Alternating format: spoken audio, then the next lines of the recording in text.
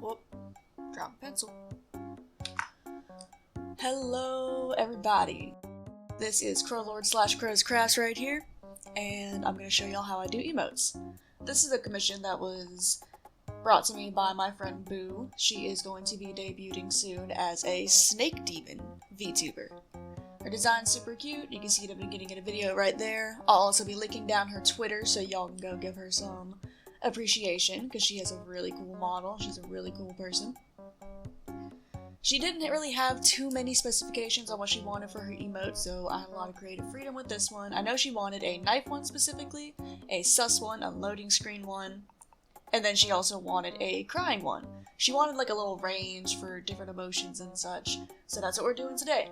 Standing at 11 emotes in total.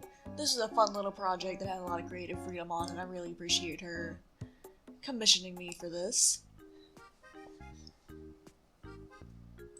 I really think the only hardest thing of this was figuring out how I wanted these skeleton hands to look.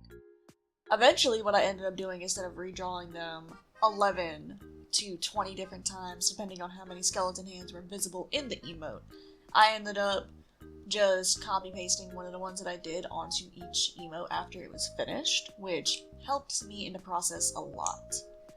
Now here I am going through all of my sketching, line art, and how I color. I'm not really going too in-depth with it. Maybe I'll do a full tutorial on that if anybody's interested later.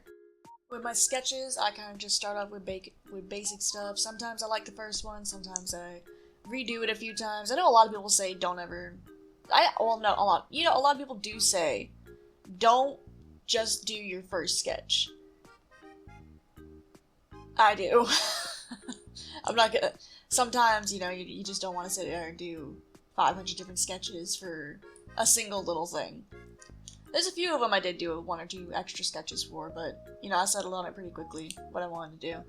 The program I am using today is Procreate. That's the main one that I use at the moment.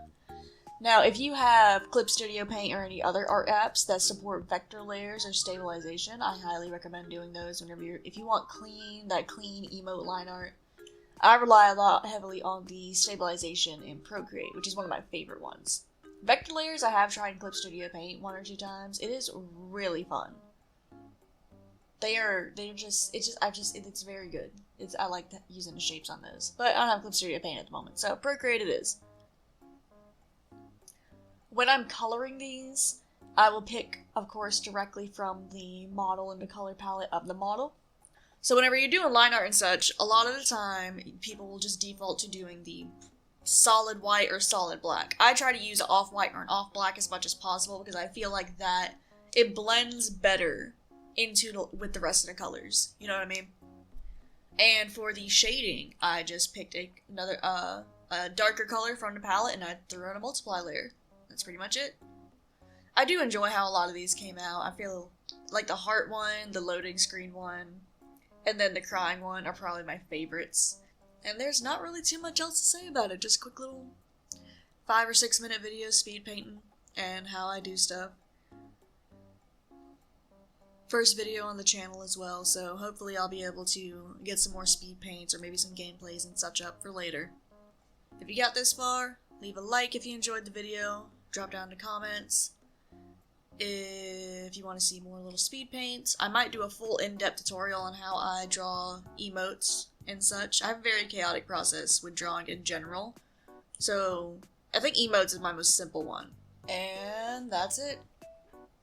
Leave a like on the video, leave a comment if you really enjoyed it, tell me what else I can do. First video on the channel, really appreciate any shares, and I hope everybody has a good day. Let's enjoy the rest of the speed paint in peace.